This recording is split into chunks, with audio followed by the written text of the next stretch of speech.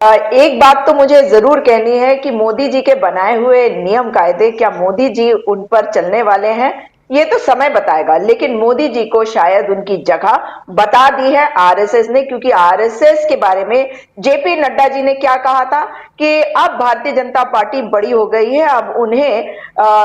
RSS की ज़रूरत नहीं है। माता-पिता जो भी कह लीजिए भाजपा के। लेकिन जिस तरीके से हमने देखा कि मोदी जी को इस बार 11 साल के बाद जाना पड़ा और पब्लिकली ये दिखाना पड़ा, क्योंकि खबरें तो ऐसे पहले भी आई थी एक बार कुछ महीने पहले कि वो गए। मगर जो नॉन बायोलॉजिकल है, जो 400 पार की बात करता था, जो अपने आप को विश्व गुरु मानता था और सबसे ऊपर अपने आप को समझता था, और जिन्होंने ये पहली बार किया कि भारतीय जनता पार्टी की किसी भी राज्य में सरकार रही हो, भारतीय जनता पार्टी जब केंद्र में एनडीए के रूप में आई हो, तब आरएसएस के लोग आके रिव्यू करा करते थे मंत्रियों के कार्यों को। उसको खत्म कर दिया अगर किसी ने, तो वो मोदी जी थे। मोदी जी, और मैं ये भी मानती हूं कि एक लेवल पर ये प्लान भी था दिखाने का कि दोनों का आपस में कुछ झगड़ा सा हो रहा है, फिर अंदर से वो रीच आउट भी करते थे। लेकिन अब ये मामला कुछ ज्यादा ही बिगड़ गया, क्योंकि अब 75वें साल के बाद तो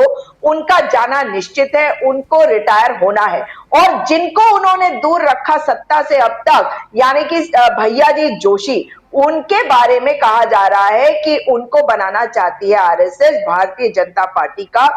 अध्यक्ष। तो ऐसी तमाम बातें आ रही हैं, और ये बात तो सच है कि मोदी जी नॉन बायोलॉजिकल कहते कहते अब धरती पर आ गए, क्योंकि मैंने वो जो तस्वीरें देखी ना, जब वो स्मृति मंदिर में जाकर झुक रहे हैं, फिर उसके बाद वो बाबा साहेब को भी याद करने के लिए दीक्षा भूमि पे जा रहे हैं,